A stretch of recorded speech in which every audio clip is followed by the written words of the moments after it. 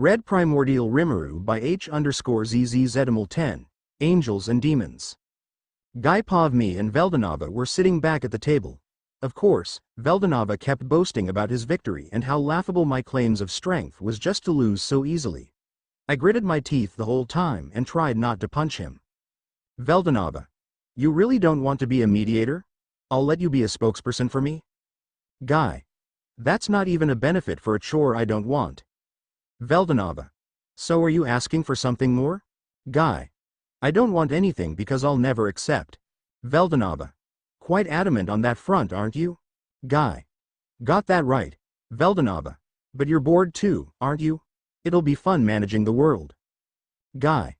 No, don't even bother. Veldanava. Then it must really be tough in the future.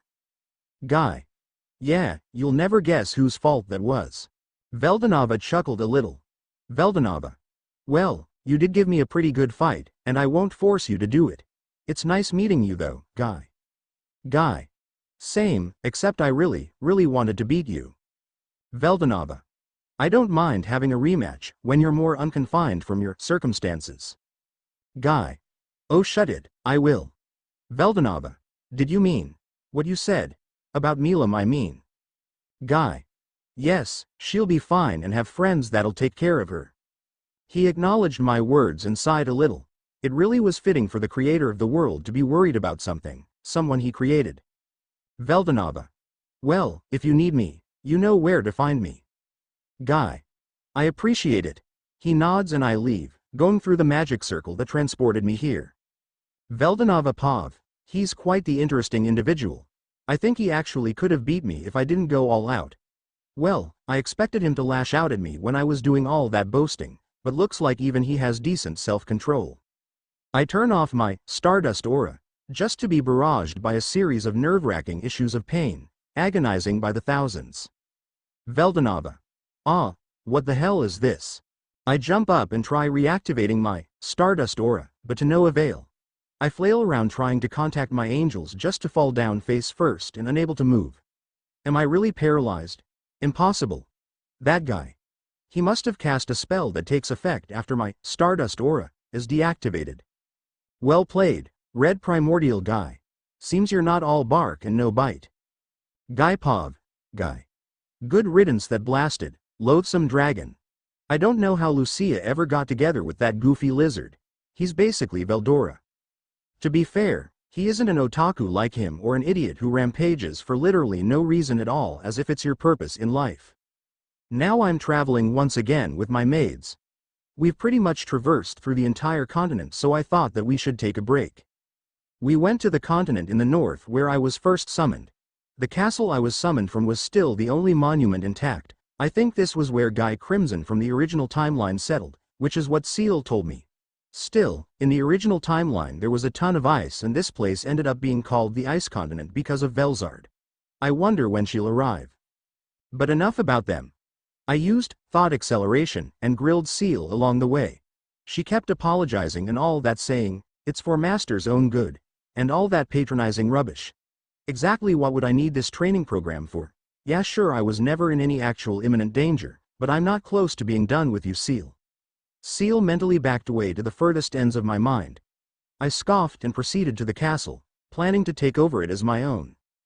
The castle was nostalgic, and seemed to be a good base, except for the countless craters surrounding it, so I had to fix it.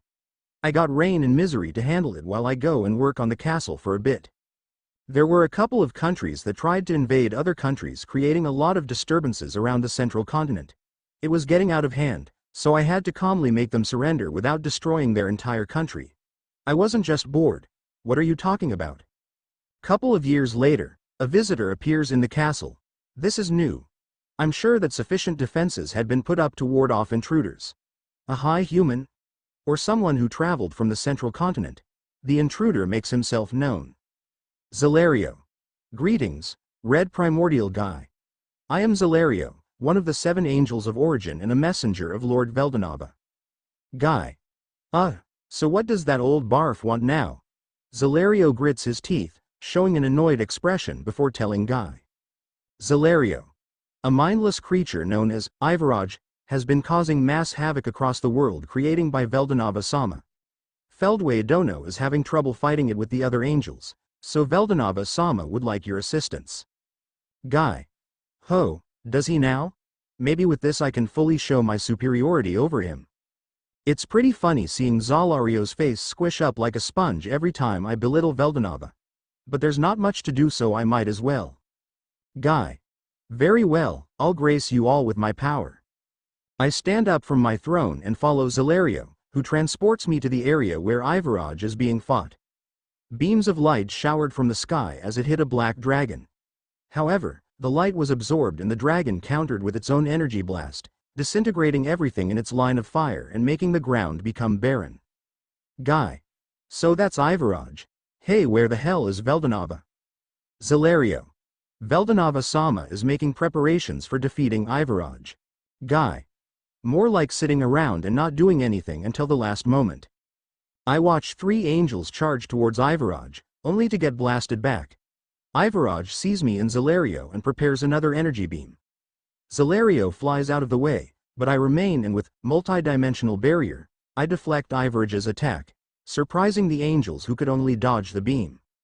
Feldway. How is that possible? A mere demon having powers similar to Veldanava-sama? Obera. Feldway, focus. We can ask him later. The angels resumed their attack on Ivaraj. I on the other hand really wanted to use turn null. But Seal suggested I use other forms of attack since Veldanava wanted to seal it. Guy. Why does he even want to seal this world-destroying dragon? Seal. Although Ivaraj is mindless, it still has potential to create life through its magicules, as it will be the ancestor of various races such as insectors, cryptids and phantoms, and that probably made Veldanava decide to spare it. Guy. I guess I shouldn't kill it if it really was the ancestor of people I know like Zijin and Kumara. Have to hand it to Veldanava for having some kind of restraints. In the end I incapacitated Ivaraj using plasmatic prions, since Seal said it'll be effective. It consistently barraged Ivaraj and paralyzed it into submission. Then another nuisance showed up. Veldanava. Ho, looks like you all handled it. Guy. Veldanava, you ass, I knew you were just watching us like a movie. Veldanava. Movie? Guy. Never mind. Anyways, hurry up and seal it since you wanted to do bad. Feldway. Wait, Seal?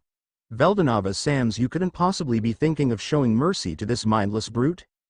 Veldanava. That is my intention, Feldway. Feldway keeps his silence, his face agitated from letting the beast off with a simple seal and nothing else. Obera. Your wish is our command, Veldanava-sama. Veldanava. Very good. I have to say, this fight took way less time than I envisioned. Obera. That was because of the red primordial demon guy you sent to assist us. Feldway.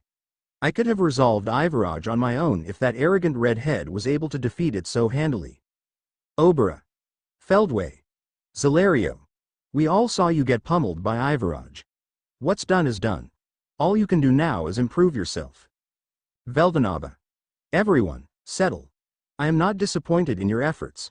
I know each of your strengths as I created you all. You don't need to stress yourself over Ivaraj, whose strength is close to mine. The angels all bow and apologize for their impudence. Veldanava then looks at me somewhat annoyed for something. Veldanava. You truly have exceeded even what I can imagine, Guy. Thank you for your assistance in this matter. Guy. Yeah.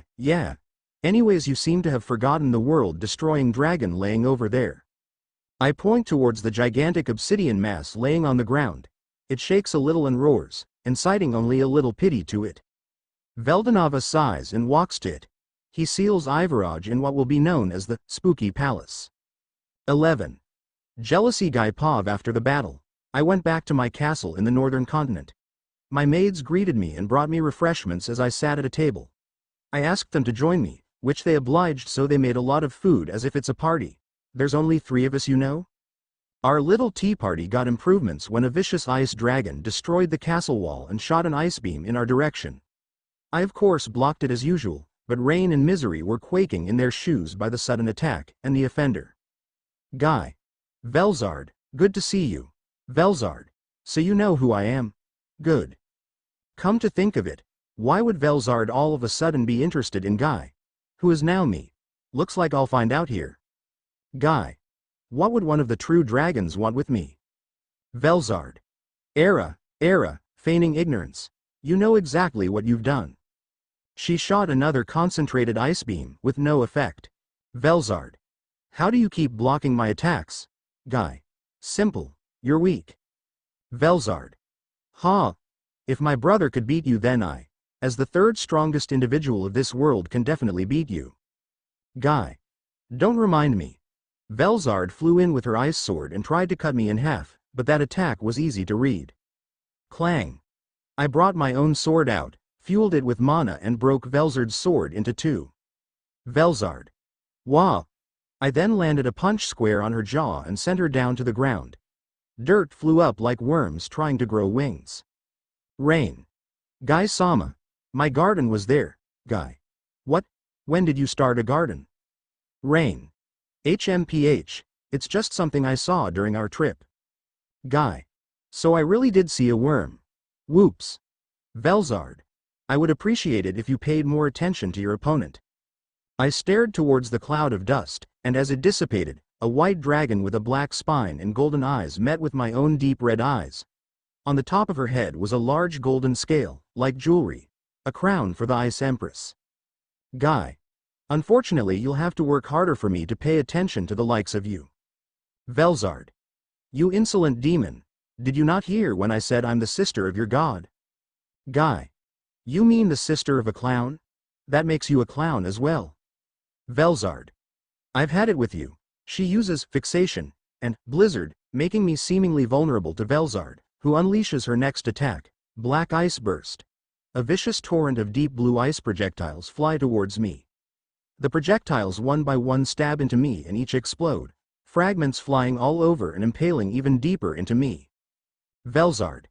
How's that, pathetic bastard? You never stood a chance against my full power. Guy. That was your full power? Velzard turns and sees me staring smugly straight at her surprised look. Velzard. What? But I sealed you in place. Guy. You mean you thought you sealed me?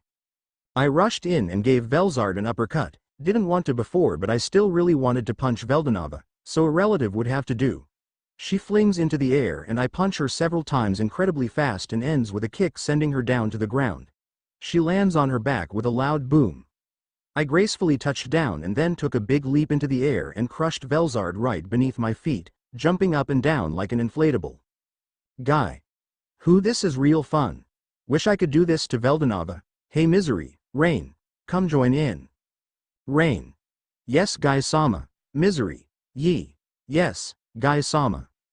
Rain enthusiastically stands a bit away, and then runs quickly and long jumps her way onto Velzard's stomach. Velzard. Guh. Rain. Wow, you're right Guy-sama. It's so bouncy. Velzard. Gah. Get off, Rain. Come on Misery. Misery. Guy-sama, could I abstain from this activity?